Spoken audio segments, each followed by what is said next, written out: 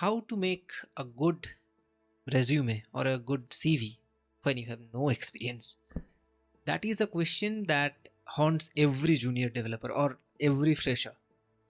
Today, we are going to answer how you can overcome that situation and actually get to a really good company or approach really good companies with a good CV. Let's talk about it. So, I will say there are three steps that you need to do. First thing, you need to work on yourself and also come to a position where you actually know something how to build, or you are not a total newbie in terms of knowing the actual skill or actual language. What I mean by that is there was a time when you are a fresher out of college, you have completed your studies and everything, then the company will come, ask you questions and stuff related to the things that you have studied, and then they will take you, they will train you, then you will continue working. That day, those days, that's gone. That doesn't happen anymore. Right now, the company expects that as soon as your studies are complete, you will be able to join the company and start being productive from day one. So, when you are studying, second year, third year, whatever it is, you need to make sure that other than your studies, you are also slowly studying things that are actually useful in the industry, be it a language, be it different sorts of designing stuff, tools, whatever is actually used in the industry for developing softwares or developing a product or anything in your own sector. It doesn't have to be software engineering, it can be anything. As long as you are hands on with things that are actually useful in the environment, in a production project, you are ahead of a lot of students, you are ahead of a lot of competition. So that's the first thing you need to do, is work on yourself and bring yourself to a position where you can say confidently that yes, I am good enough to start being productive from day one. And you have to show it in your resume. Just think about it. If you know some languages, then you will be able to put those languages as skills in your resume or in your CV. But if you don't know anything, then your CV, that particular section is going to be empty. So that's first one. The second thing I will say is, when you get good enough with languages or when you are good enough with different sorts of skills, make stuff to show that you have actually built stuff with that skill. Don't just say that okay, I know JavaScript, don't just say I know C++. Have you actually done something in real life? Have you built some project? Have you built anything that you can show and demonstrate that okay, you have actually also applied the knowledge? Because let me tell you one thing which interviewers value a lot. Instead of saying you know 100 things, just say you know 2 things, but you have actually applied those 2 things and there is real proof of it. 10 out of 10 times, like not even 9, 10 out of 10 times, people will value those who know and also have applied that knowledge in real life. Doesn't matter how much you know, even if you know just a little, as long as you are applying that knowledge and making stuff happen, that actually values a lot more than just knowing. So when you are skillful enough, when you have learned some sort of language, build things, build a website, build a product, build some freelance project, work for your hobby projects, or maybe if you have some sort of idea of your own, start working on it, build the MVP or build just the prototype of it. It's more than sufficient, just the prototype, more than sufficient, but that is going to push you in your career a lot. So second thing, you have to make sure that whatever you have learned, you have built stuff with it. And the third thing I will say, stop looking for the dream job from the beginning. That doesn't happen. What I mean by that, like from the, okay, let me rephrase because I think people can take it in the wrong direction. If you are thinking that the first thing that you will land in your career is your dream job, then I don't think that's how it works in 2026 and going ahead.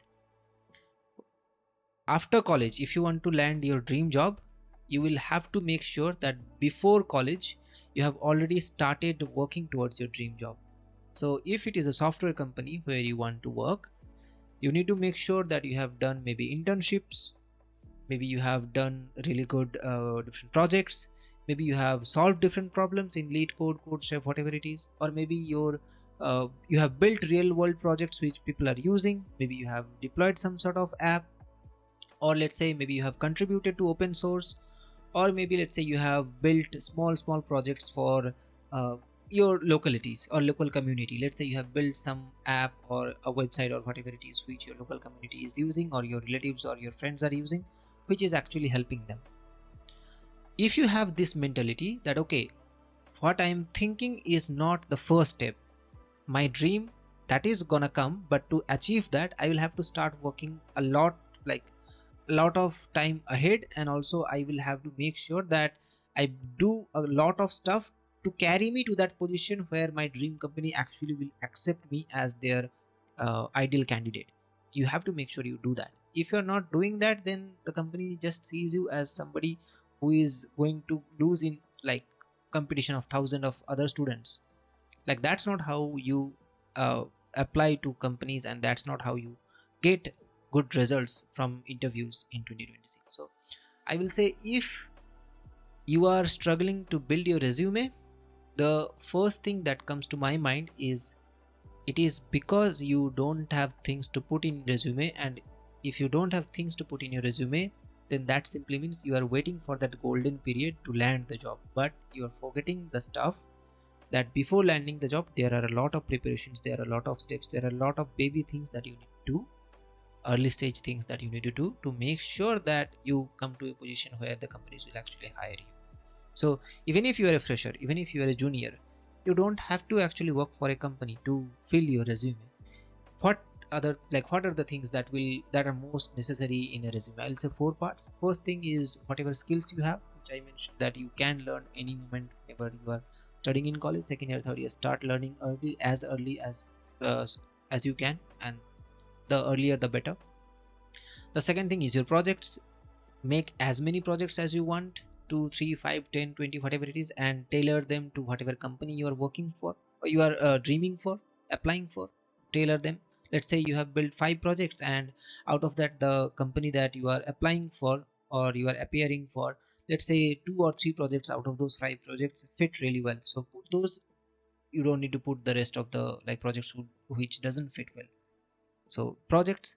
Third thing is experience. In terms of experience, as I mentioned, you don't have to be experienced in company environment. It can be internship, it can be freelance project, it can be building something of your own that your community is also using. That's also a good experience. Like as a fresher, as a junior, that is a superb experience in my opinion.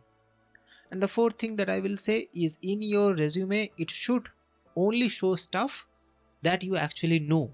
It cannot be lies. It cannot be that okay, just to fill up stuff, like fill your resume you have given a lot of things, a lot of buzzwords, a lot of details which doesn't mean anything. Or if you are cross questioned again, those details that you have put in your own resume, you will not be able to answer it. That is a very high negative. So I will say these four things, if you take care of, your resume, your CV is gonna shine in any sort of interview. So rethink about your decision of how you want to approach a company, or how you are thinking about building your dream career. If you're just thinking about directly starting from day one, that's not going to happen. You have to wind back quite a lot. Make sure that you prepare yourself, you grind yourself, you have done a lot of preparations. Then when that day finally comes where it matters the most, you actually have something to show. And your paper, that single sheet of paper, it's gonna tell everything, right? Like, because that's the first thing that you are gonna show. If your CV is not getting shortlisted, forget about expressing anything else. But if you have actually worked on yourself, if you have done stuff, you have improved stuff, then there is no other way. Like, nobody can hold you back. Your CV is gonna shine, and obviously you are gonna get the chance that you deserve, and you have full capability of explaining if you have actually did some things, and if you have experienced it. I can guarantee that you will have things to say. So those are my tips and advices to juniors and to freshers. Have a look at your studies, make sure that you prepare well for different job interviews as well, and I can guarantee you that your interview process will have a lot of success. Thanks.